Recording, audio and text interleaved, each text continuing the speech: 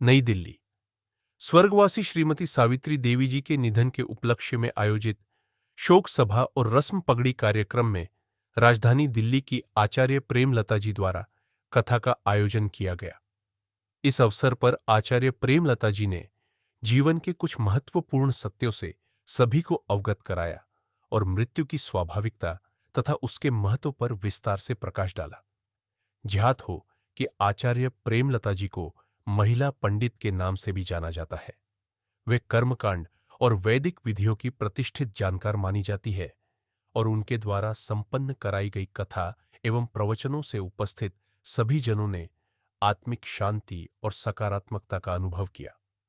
कार्यक्रम में परिवार, रिश्तेदारों और क्षेत्र के लोगों ने दिवंगत आत्मा की शांति के लिए प्रार्थना की तथा शोकाकुल परिवार को इस कठिन समय में संबल प्रदान किया। संभाल रहे तो बहुत अच्छे हैं। आज वैसे कोई दूसरे विद्वान भी साथ आते तो अजय जी की वाणी मैंने कई बार सुनी है और शेयर भी की है, तो बच्चों को आगे बढ़ाना चाहिए। और मेरे साथ मेरा बेटा पुत्रवत चेतन साथ है, जो प्रोफेशनली माता की चौकी से लेकर सब तरह के कार्य करते हैं। बताना आवश्यक है, मनोबल बढ़ता है और इस तरह के कार्यों के लिए भी समर्पित हैं। एक बार ना नहीं,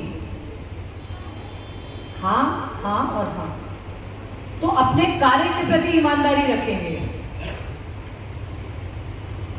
कार्य के प्रति ईमानदारी रखेंगे तो वो ही सबसे बड़ी पूजा है। कार्य में ईमानदारी नहीं है, कार्य में अनुशासन नहीं है, कोई पूजा है ही नहीं। ऐसा सब जानते हैं, लेकिन मानते नहीं हैं, कभी उसको फॉलो नहीं करते हैं। हम में से कुछ लोग अभी सोने लगेंगे, अनुभव है हमारे भी। तो यहाँ हम लोग, कृपया मैं निवेदन करूंगी कि जिन लोगों को अति आवश्यक हो जाना, बस वही आके श्रद्धा सुमन अर्पित करें, वरना माफी दें मेरे को, बीच में अभी नहीं आए। प्लीज बाहर जो बैठे हैं वो भी बोल सकते हैं। क्यों होती है? और अब तो 30, 31 साल तक के बच्चे, बेटियां, बहुएं रास्ता नाप रहे हैं, लेकिन नहीं। मृत्यु का निर्धारित समय है, इसको हम ऐसे समझेंगे। माता जी तो बहुत अपने फर्जों को निभाती गई हैं और जहाँ तक मेरी समझ है भरा पूरा परिवार छोड़ के गई हैं, तो एक अपनी दूसरी यात्रा पर निकल गई है। और वैश्य परिवार है तो आध्यात्मिक तो होंगी है निर्मल जी। तभी पता चलता है, 17 पीढ़ी का प्रारब्ध पता चल जाता है बच्चों से, बच्चों के संस्कारों से। मैं आत्मा परमात्मा ये सब पर तो आप जानते ही हैं कि कोई बोर वाला प्रवचन होगा, वो आचार्य जी ने ये छोड़ दिया है क्योंकि अभी इन्हें बहुत कुछ देखना है। मैं आपको 2-3 सच्चाइयों से अवगत कराऊंगी।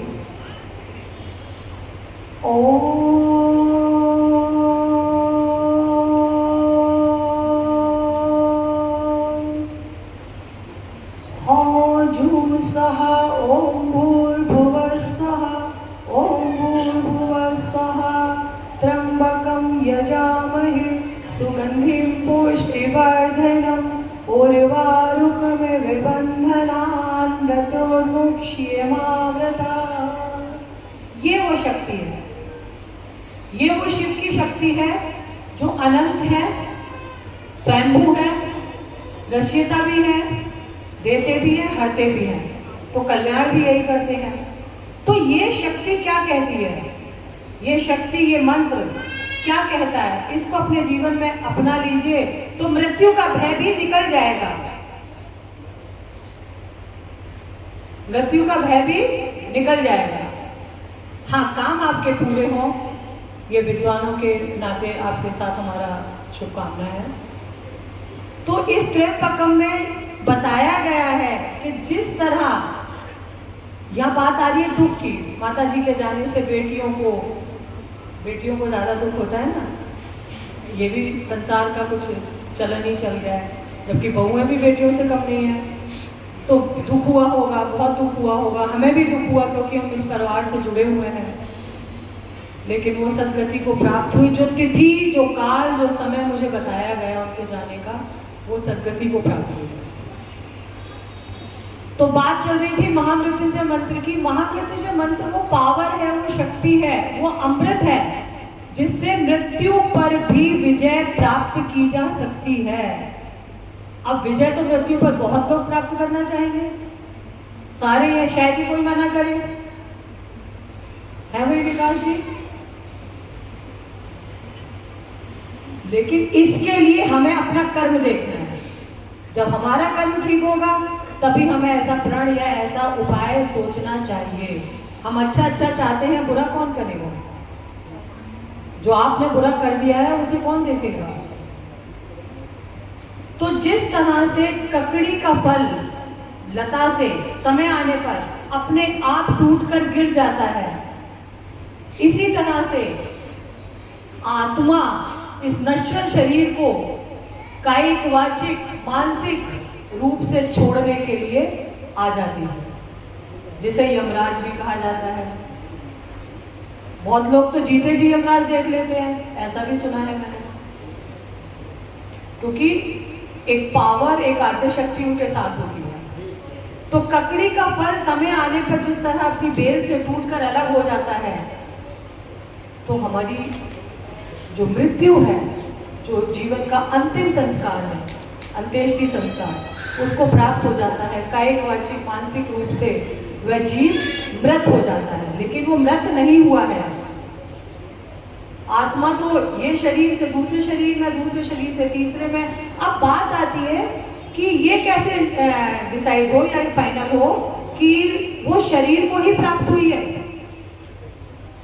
मनुष्य योनि से, वो किसी मनुष्य योनि को ही प्राप्त हुई है।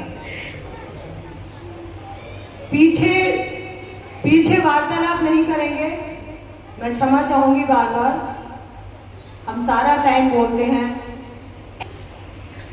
तो बात आती है कि हम जीना चाहते हैं, हम मौत से भागना चाहते हैं, और मौत एक सच है, सबसे बड़ा कड़वा सच है, इस जीवन का सबसे बड़ा कड़वा सच है। तो हमें कर्म देखने हैं, कर्म ही पूजा है, कर्म ही सब कुछ है। तो कर्म अच्छा है तो हमें मौत तो आएगी, लेकिन पता भी नहीं चलेगी, बिस्तर में नहीं लगेंगे। वो सब जानते हैं आप लोग, बहुत सरल भाषा में मैं बात कर रही हूँ, वो सब जानते हैं। तेरी माया कौन कहे, तेरी महिमा कौन कहे, तेरी माया कौन कहे, तेरी महिमा कौन कहे, तेरी माया। किसी ने परमेश्वर तेरा, किसी ने परमेश्वर तेरा अंत कभी ना पाया। कौन कहे तेरी महिमा, कौन कहे तेरी माया, कौन कहे तेरी महिमा, कौन कहे तेरी माया।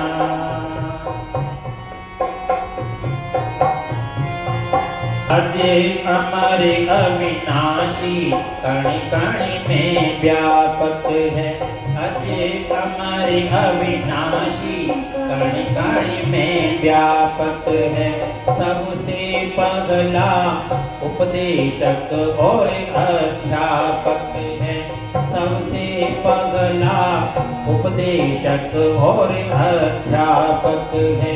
गुरुओं का भी गुरु है ईश्वर, गुरुओं का भी गुरु है ईश्वर। ऋषियों ने फरमाया कौन कहे तेरी महिमा,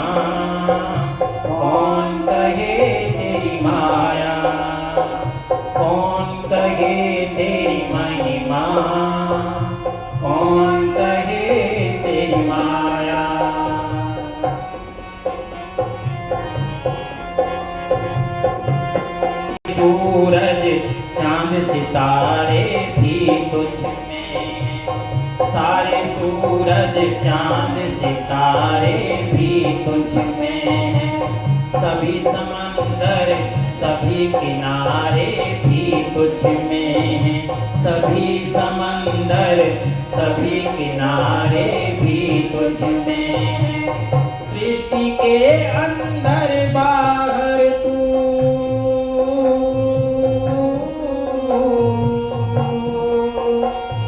सृष्टि के अंदर बाहर तू एक समान समाया।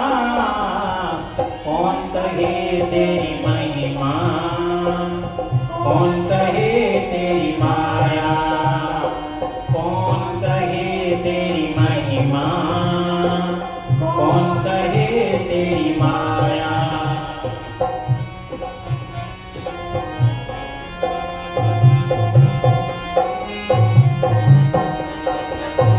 हर प्रलय के बाद जगत निर्माण करे तू,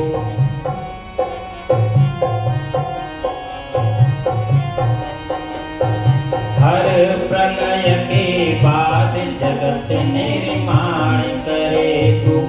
नियत समय पर इसका भी अवसान, पर इसका भी अवसान करे तू। सदा तुझे अगणित कंठों ने,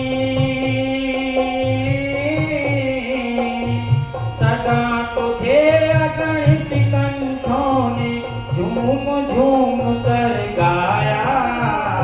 कौन कहे तेरी महिमा, कौन कहे तेरी माया, कौन कहे तेरी महिमा, कौन कहे तेरी माया। ढूंढा रात में और दिन में गाहे, तुझको ढूंढा रात में और दिन में ढूंढा है। पूर्व पश्चिम उत्तर दक्षिण में ढूंढा है, पूर्व पश्चिम उत्तर दक्षिण में ढूंढा है। थके पथिक सब ढूंढ ढूंढ कर,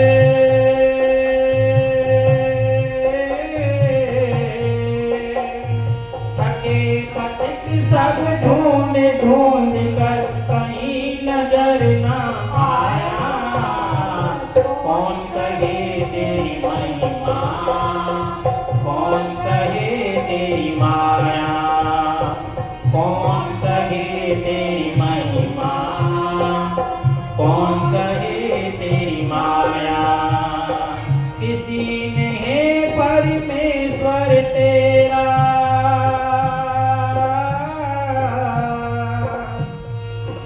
किसी ने है परमेश्वर तेरा अंत कहीं ना पाया। कौन कहे तेरी महिमा, कौन कहे तेरी माया, कौन कहे तेरी महिमा, कौन कहे तेरी माया।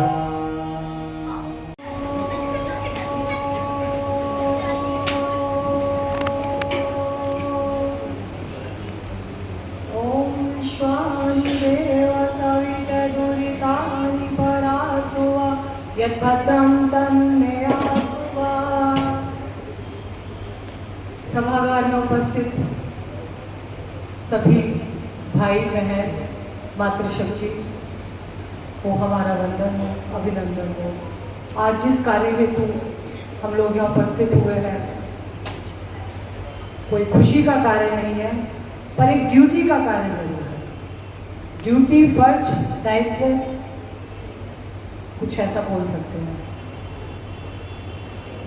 एक बार फिर से कोई भी मैं कहूँगी कि नीचे जाने के लिए यहाँ पर आए हैं, उसमें अटेंडेंस लगाना अति आवश्यक है।